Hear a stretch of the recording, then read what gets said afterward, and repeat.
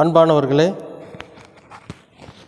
இயேசு கிறிஸ்துவின் நாமத்திலே உங்களை வாழ்த்துகிறேன். கர்த்தர் உங்களை ஆசீர்வதிப்பார்.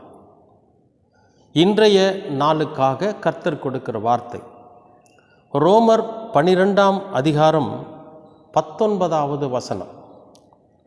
பிரியமானவர்களே, பழிவாங்குதல் எனக்குரியது.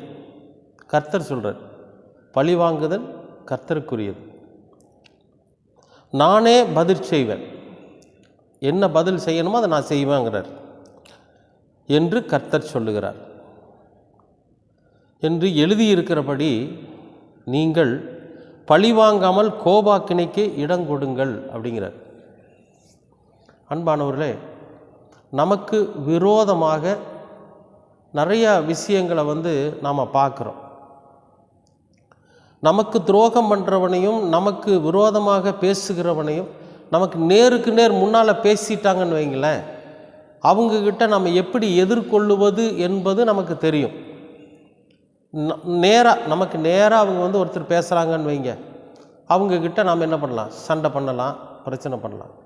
ஆனால் நம்ம போனதுக்கு பிறகு நமக்கு மறைமுகமாக நமக்கு விரோதமான காரியங்களை செய்கிறது, நமக்கு ஒரு துரோகம் பண்ணுறது, இந்த மாதிரி விஷயங்கள் நிறைய பேர் பண்ணுவாங்க. அதையெல்லாம் நம்ம கணக்கு போட்டு அவர்களிடத்துலெல்லாம் நம்ம போய் கேள்வி கேட்கணும், அவங்கள பழி வாங்கணும் அப்படின்னு நினச்சாக்கா நமக்கு வாழ்க்கையின் நாட்கள் பத்தாது. ஏன்னா கர்த்தரோட பிள்ளைகளுக்கு, உண்மையாய் நடக்கிற பிள்ளைகளுக்கு அவ்வளவு துரோகம் நடக்கும்.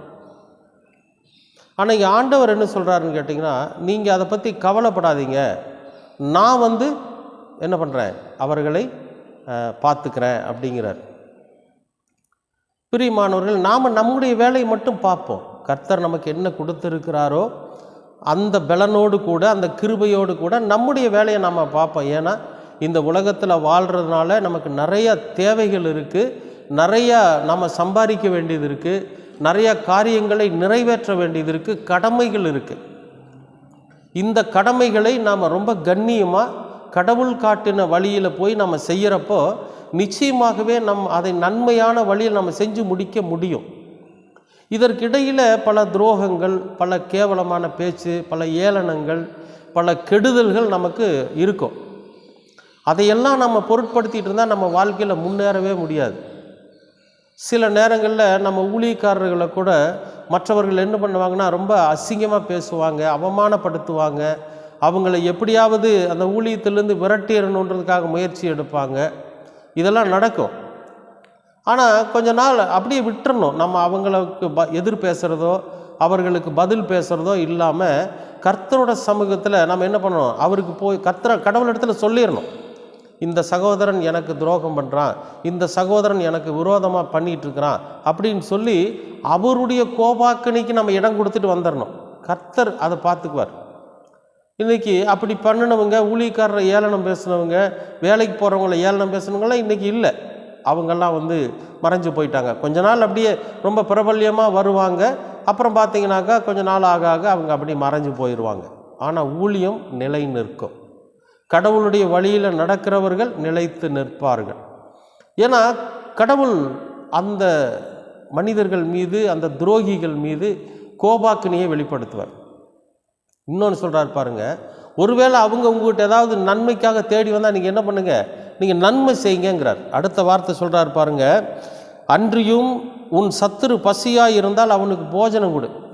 நமக்கு துரோகம் பண்ணினவன், நமக்கு விரோதமாக எழும்பினவன், நம்ம அசிங்கமாக பேசினவன் ஒருவேளை பசியாக இருந்தானே அவனுக்கு சாப்பாடு கொடுத்துரு. அவனை பசியாக இருக்க விடாத. அவன் தாகமாக இருந்தால் அவனுக்கு என்ன பண்ணு, அவனுக்கு தண்ணி கொடு. ஏன்னா இதையெல்லாம் பார்த்து அவனே என்ன பண்ணுவான், ஐயோ நம்ம இப்படிப்பட்ட சகோதரனுக்கு நம்ம துரோகம் பண்ணிட்டோமேன்னு சொல்லி தனக்குத்தானே தலையில் நெருப்பள்ளி கொட்டிக்கிற மாதிரி அவனுக்கு ஆயிருமா. வேதம் சொல்லுது. இந்த இம்மானுவேலர் சொல்கிறார்.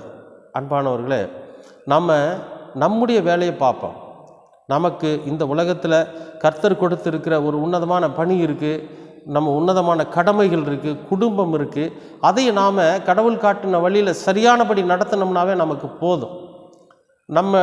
அதாவது குற்றம் பார்க்கின் சுற்றம் இல்லை அப்படின்னு சொல்லி ஒரு பழமொழி சொல்லுவாங்க பெரியவங்க. நம்மளை பேசுகிறவங்க, நம்மளை கேலி பண்ணுறவங்க, நம்மளை கிண்டல் பண்ணுறவங்க, நமக்கு துரோகம் பண்ணுறவங்கள நம்ம கணக்கு எடுத்துக்கிட்டு இருந்தோம்னா நம்முடைய வாழ்க்கை வீணாக போயிடும், நமக்கு உறவுகள் இருக்காது அப்படிங்கிறார். அன்பானவர்களே, எதுவாக இருந்தாலும் சரி, யார் உங்களுக்கு துரோகம் பண்ணாலும் சரி, யார் உங்களுக்கு விரோதமாக எழும்பினாலும் சரி, யார் உங்களை அழிக்க வேண்டும் என்று எத்தனமாக அவர்கள் தெரிஞ்சாலும் சரி, நீங்கள் எதை குறித்தும் கவலைப்படாதீங்க, கர்த்தர் பார்த்து கொள்வார். ஏன்னா பழி வாங்குதல் எனக்குரியதுன்னு சொல்லிட்டார். நாம் ஆண்டவரோட சமூகத்தில் சொல்லிட்டு, ஆண்டவரோட சமூகத்தில் ஆண்டவரோட பாதத்தில் அதை வச்சுட்டு நாம் நம்முடைய வேலையை பார்ப்போம். ஏன்னா அவருடைய கோபாக்கணிக்கு நம்ம இடம் கொடுத்தா தான் இதில் சரியானபடி இருக்கும். ஒருவேளை அப்படிப்பட்டவர்கள் நம்ம இடத்துல பசின்னு வந்தால் கூட நம்ம அவங்களுக்கு சாப்பாடு கொடுக்கலாம், தாகம்னு வந்தால் தண்ணி கொடுக்கலாம், தப்பு இல்லை. சரிங்களா?